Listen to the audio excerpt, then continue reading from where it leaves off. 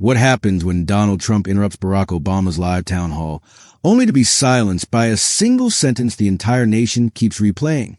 The crowd was stunned. No one could believe what had just unfolded. It was meant to be a quiet primetime town hall on a Tuesday night in Phoenix, Arizona. Barack Obama sat beneath the bright studio lights, jacket unbuttoned, tie loosened just enough to show ease without losing composure. He was speaking about the resilience of democracy when the moderator's earpiece buzzed seconds later. The atmosphere shifted. "Mr. President," the moderator stammered, staring straight into the camera. "We've just been told that President Trump is calling in." Gasps rippled through the audience. This was not on the agenda. Nobody expected a sitting president to intrude on his predecessor's event, especially live on national television. The control room erupted in chaos, producers waving frantically behind the glass. The moderator looked as if he had just been told the building was on fire. Obama did not flinch. He leaned back in his chair, one hand on the armrest, the other lightly against his chin. His face calm, almost amused. "Put him through," Obama said in that slow, deliberate cadence people had missed since 2016. The screen above the stage flickered on. Trump's face appeared via phone feed, his voice booming through the speakers. "Barack, I had to call in," Trump began. "I'm watching this whole thing, and it's a disgrace. A total disgrace. You're here talking about democracy when under your watch, jobs were disappearing left and right. Under me, we had the best economy the world has ever seen. Everyone knows it. Nobody's seen anything like it before." Some in the audience shifted uncomfortably. Others whispered. This was not just unexpected. It was a clash of two eras, raw and unfiltered. Obama did not answer right away. Instead, he looked out at the crowd. He let silence hang, then spoke as if sharing a private moment in someone's living room. "Well," he said softly, "looks like we have company tonight." Laughter broke out.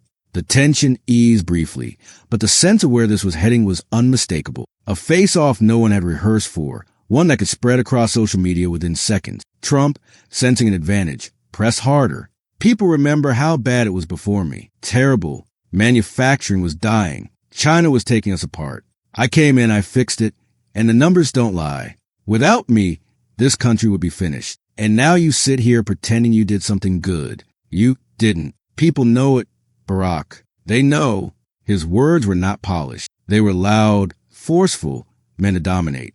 But they mattered because he was still the sitting president. His name on every headline, his face on every channel. Yet the audience was no longer focused on the big screen. Every eye was on Obama. Everyone waited to see his move. Would he take the bait? Would he lash back? Or let it go? Obama leaned forward slightly, hands clasped, eyes steady on the camera. He did not raise his voice. He did not hurry. He spoke with the calm of someone who had faced battles before and understood the weight of patience. "Mr. President," Obama said, pausing to let the word hang, "I think the American people are less concerned with who yells the loudest and more concerned with who actually tells them the truth." The crowd erupted in applause. The moderator shifted nervously, both relieved and anxious about what might follow. The confrontation was no longer theoretical. It was real, happening in the moment. Trump jumped back in, his voice climbing, but something had already changed. Obama's response was not just about the words. It was a steadiness, the composure, the control of presence. Viewers could feel the difference instantly. One man storming, the other calm, unshaken. In that moment, the room no longer belonged to Trump.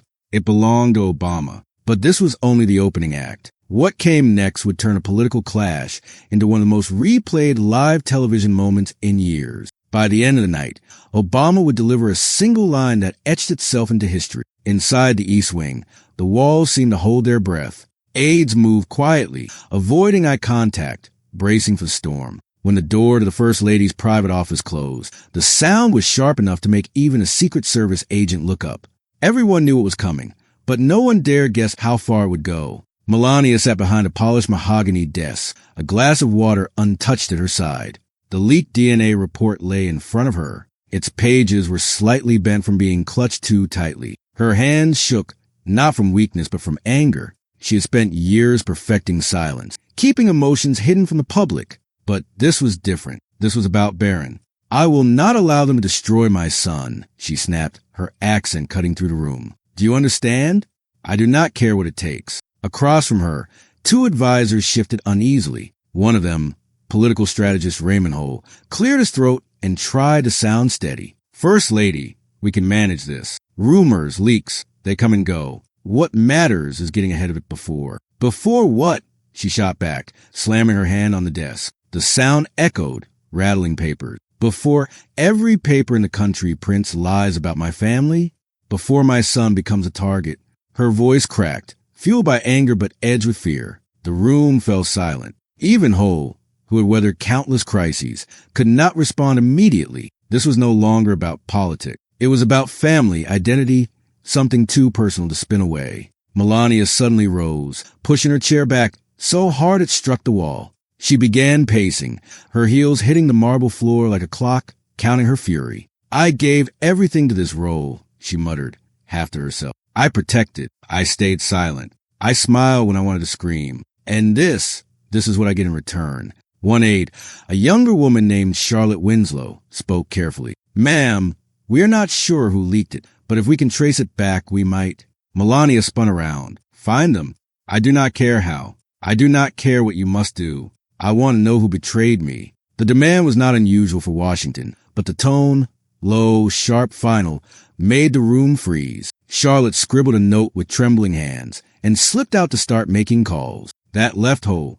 He knew better than to push, but it was still his role to advise. Leaning forward, he spoke cautiously. We have options. We can discredit the report, call it fabricated, tie it to political enemy, or we can delay, say nothing and let it fade. Melania's laugh was bitter. Fade? Nothing fades here. Everything becomes permanent. They will use this to destroy him and to destroy me. Her voice dropped to a whisper. I will not allow it. For a moment, she looked almost fragile, eyes glassy, hands gripping the back of her chair. But then she straightened, erasing any sign of weakness. The mask returned. Prepare statement, she ordered. But no one speaks until I approve it. Not a single word leaves this office. Hull nodded, though he knew what she did not. In Washington, secrets never stay buried. The tighter you press, the more people dig. And he suspected someone already had copies of the report. Her anger did not end with work. That night, staffers later described hearing glass shatter inside the private residence, perhaps a vase thrown in rage. No one asked. They simply knew the First Lady had crossed a line she rarely allowed herself to reach, losing composure. As whispers spread, aides quietly told trusted contacts. She is furious, one said over the phone to a colleague at the Eisenhower Executive Office building. I have never seen her like this. If anyone thinks she will sit quietly, they are wrong. Those whispers became part of the story, fueling the fire.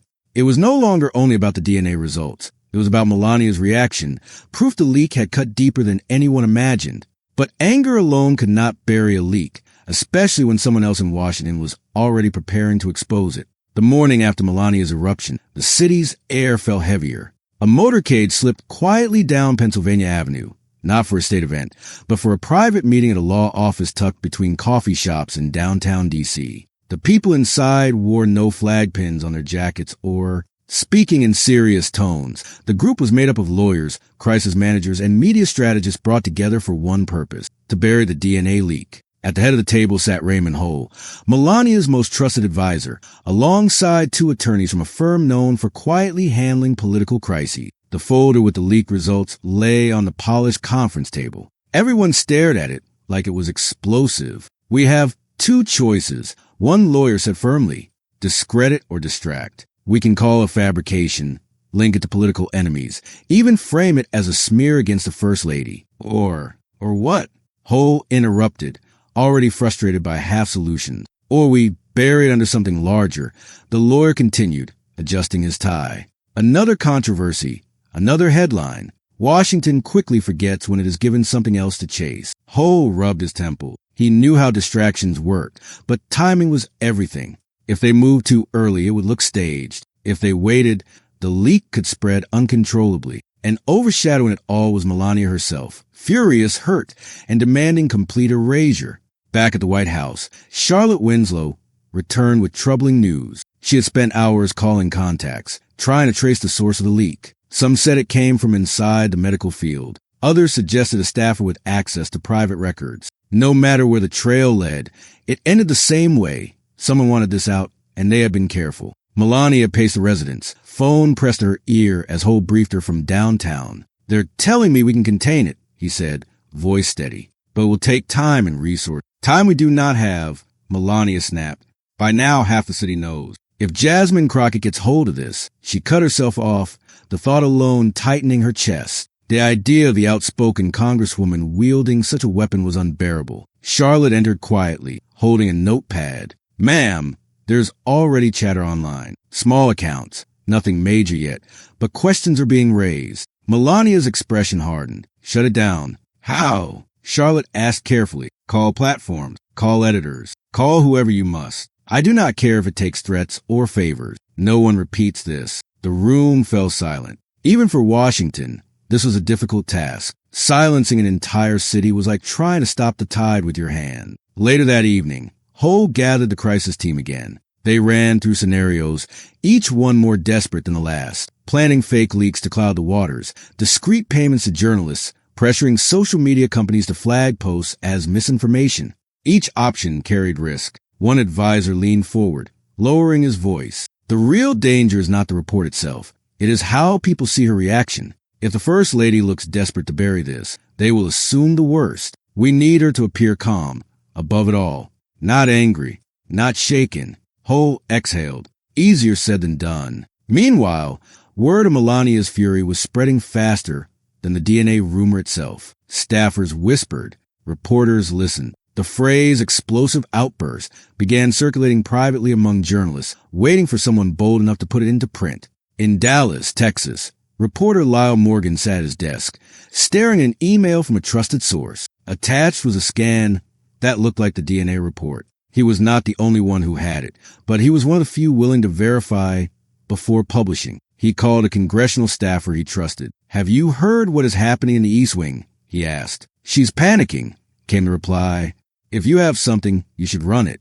Morgan leaned back, torn between caution and ambition. If he moved first, the story would explode nationally. If he hesitated, someone else would beat him. While Morgan debated, Jasmine Crockett was already following the developments from her office in Dallas. She read forwarded emails carefully, her sharp eyes narrowing. This isn't just a family issue, she said calmly. This is about transparency, about what is being hidden and why. Her staff exchanged glances. They recognized that tone. Crockett had found her opening. But even before she could act, Melania's team was preparing a counter-narrative to test just how much control the First Lady truly had.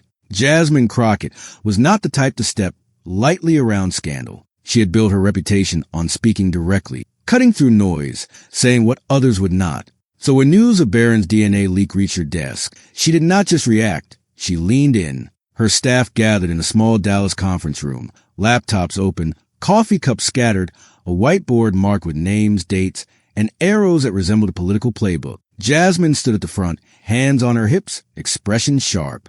All right, she said, her voice firm but clear. Tell me what we know. No filler, I want the facts. Her aide, Marcus Bellamy, tall, sharp, and skilled with research, clicked to the first slide on the projector. The document first showed up in a private email chain among medical staff. Someone forwarded it.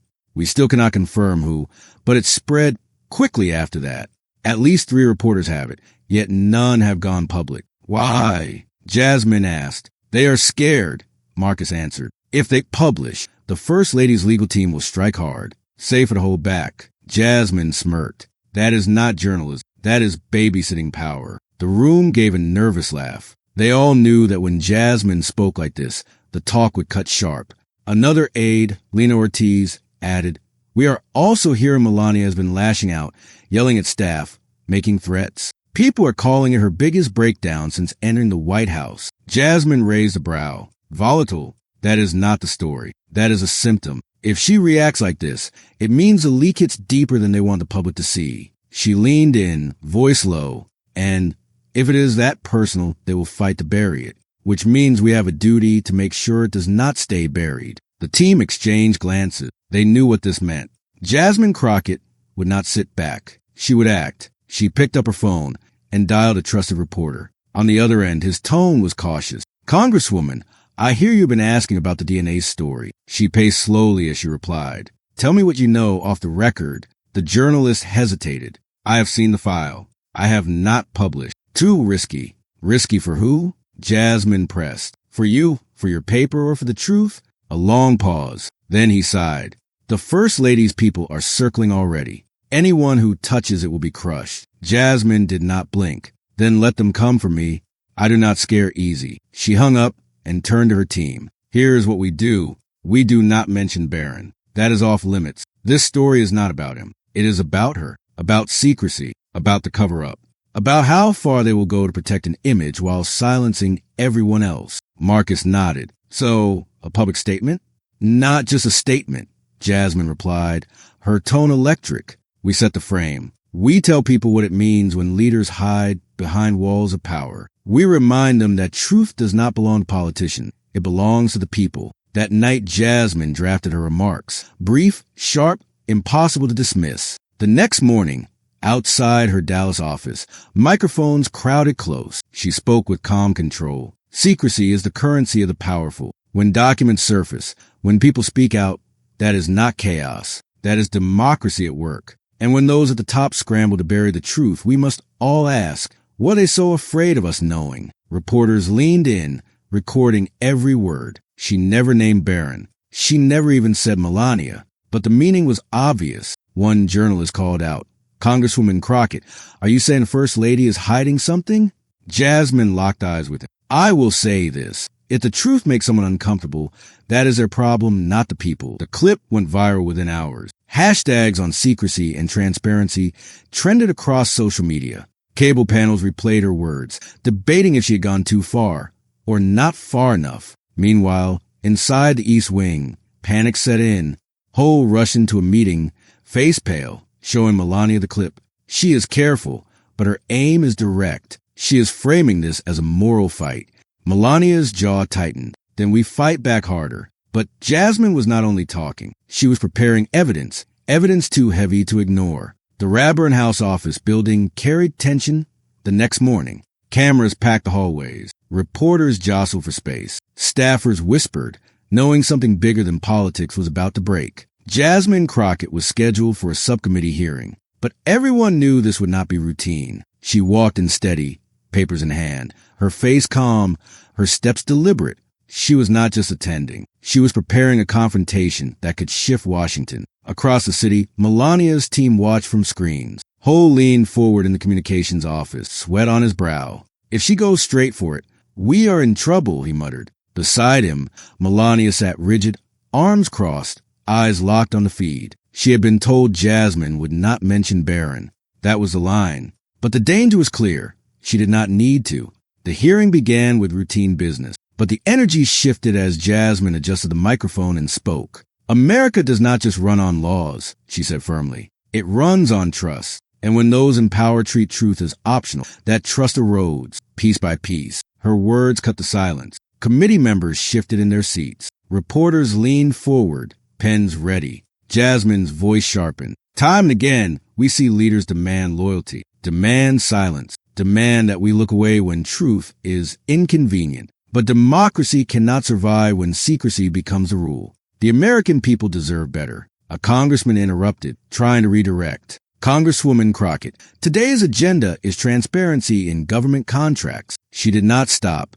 Exactly, Jasmine replied, holding his gaze. The real issue is transparency. Whether it is government contracts, secret files, or private records hidden to protect political families, the pattern is always the same. Covered up, silence dissent, and hope no one asked questions. The room filled with murmurs. Everyone knew what she was hinting at. She had drawn the target without naming it, pointing straight at the White House while leaving space for deniability. Cameras zoomed in as she lifted a sheet of paper, not the DNA file, but evidence just as damaging. A timeline of communications showing how fast the First Lady's office moved to block the leak. Within 48 hours of this report spreading, Jasmine said, tapping the page, calls went out to newsrooms, editors were pressured, and platforms were pushed to shut down conversation. If the report meant nothing, if it was fake, why work so hard to bury it? Gasps rippled across the chamber. It was no longer about Barron. It was about power and control. Jasmine had changed the narrative. A reporter shouted from the back, breaking protocol. Congresswoman, are you accusing the First Lady of using her office to suppress information? Jasmine answered without pause. I am saying this. The truth does not need bodyguards. If it can stand on its own, let the people see it. Why not release it publicly? In the White House viewing room, Melania's fist clenched. She is twisting this, she hissed. Ho leaned forward, urging calm. She is sharp. She is making it about transparency, not Barron. If we attack, we look guilty. Melania shook her head.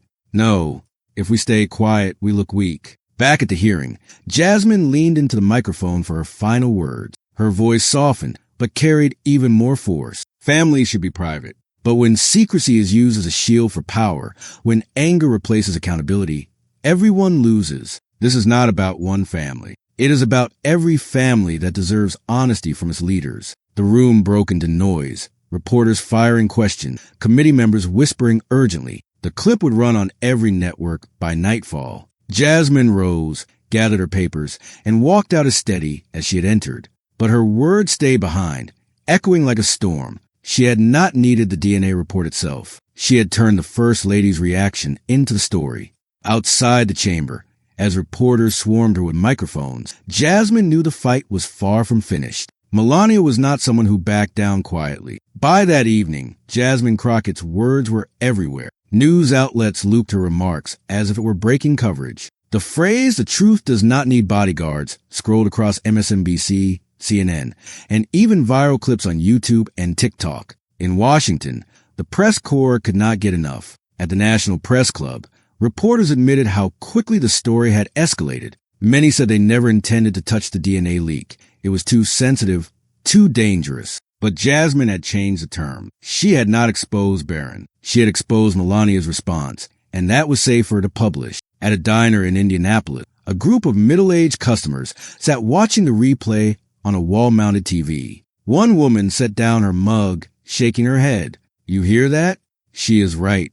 If it means nothing, why is the First Lady losing control over it? Across the counter, a man in uniform added, because they are always hiding something. Always. That type of exchange echoed across living rooms, diners, and workplaces nationwide. The debate was no longer about whether the DNA report was true. It was about perception. And in politics, perception can be more dangerous than fact. Social media only pushed it further. On Twitter, hashtags like hashtag truth or cover up and hashtag Crockett calls it out trended overnight.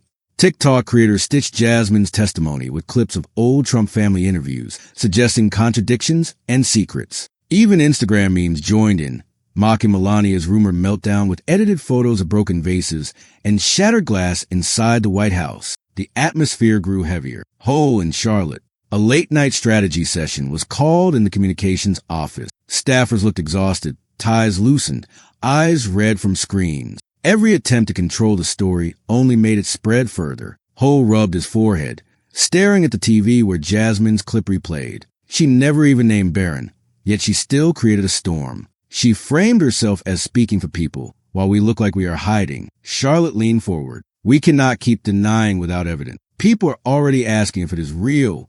Why not release the truth? Melania walked in quietly, her expression unreadable. Everyone straightened. She glanced at the screen, then said firmly, "This woman, Crockett, she thinks she can use me. She thinks I am weak." Her voice sharpened. "She does not know me." Silence followed. Meanwhile, in Dallas, Jasmine was taking calls from major networks. Producers from CNN, MSNBC, and ABC's Good Morning America wanted her on air. Her office buzzed with energy as staff packed in. Marcus grinned while scanning a poll on his tablet. "Congresswoman, you are trending nationwide. People are calling you the voice of transparency." Approval among independents jumped 7 points overnight. Jasmine leaned back, thoughtful. "That is good. But we must keep this about principle, not gossip. The moment it becomes personal about Barron, we lose credibility." Lena nodded. "So, how do we move forward?" Another statement? A TV appearance? Jasmine tapped her pen. "Not yet. Let them chase me. The longer they ask for comments, the more control we have. But when I do speak, it must land like a hammer across the country, across America." The debate spread into daily life. Workshops, classrooms, coffee shops. Parents worried about children caught in politics. Workers complained about leaders twisting the truth. What connected them was a sense Jasmine had struck a chord. Everyone knew secrecy breeds mistrust. At the White House, Ho finally spoke directly to Melania. "First Lady, if we attack, we risk proving her argument. If we stay silent, she controls the story. We need another path." Melania's eyes narrowed. Then create one. Outside, cameras rolled, and social feeds kept spinning. The storm showed no signs of slowing. Jasmine had found momentum, and the country was listening. But Melania was not preparing to step back. She was preparing to hit back, harder than expected. Even so, before Melania could act, Jasmine was already sharpening her message for the next round, ready for whatever fight came next. By the third day, Melania's silence had become its own headline. Networks ran tickers asking why she had not responded, while opinion pieces speculated about her state of mind. For someone known for restraint, every quiet hour appeared as weakness. That morning in the East Wing, her private team gathered in her residence. Heavy curtains blocked the light, giving the room a tense feel. Hole stood at the head of the table with notes spread out. Charlotte sat across with press clippings stacked. Melania entered last, wearing a pale suit, her face firm. "Tell me what we do," she said, still standing. Hole cleared his throat. "We strike back, but carefully. We present you as a mother first, then as First Lady. We frame Crockett as reckless, willing to drag families into politics for her own benefit. If we make it about decency, we win." Charlotte added, "We have drafted a statement, short, controlled. No direct mention of Crockett. Only a reminder that children should not be part of political fights." Melania scanned the page, then set aside. "Not enough." Hole frowned. "With respect, going harder may backfire. Crockett has public sympathy. If we attack directly, it will look like we are hiding something." Melania leaned forward, her voice steady. "I am not hiding. I am protecting. That is different. She makes me look desperate. I will prove her wrong. I am strong." For a moment, the room stayed silent. Hole knew the First Lady rarely dismissed advice so directly. When she did, no one could change her mind. That afternoon, a camera crew quietly set up inside the White House. Unlike the polished events of recent weeks, this was not for a holiday or a school program. It was for Melania herself. She sat in a chair by a window, sunlight brushing across her face, and spoke directly into the camera. "I have always believed children should remain off limits," she said, her accent clear, her tone steady. "What I see now is shameful. People in positions of power spreading rumors and lies to target my family. My son deserves privacy, not spectacle. I will never stop protecting him." The video was brief, less than 2 minutes, but it spread quickly. Networks played it on repeat, while commentators debated whether she appeared strong or defensive. Supporters praised her as a mother defending her child. Critics argued she avoided the allegation, choosing instead to scold those raising questions. In Dallas, Jasmine's team watched the clip together. Marcus spoke first. "She is doubling down on the family message. Clever. It makes her untouchable to many." Jasmine folded her arms. "Untouchable or untouchable until the truth comes out again." She shook her head. "She is leaning on sympathy, but she cannot cover up what happened. That is where we stay focused." The next morning, Melania's response grew wider. Friendly media outlets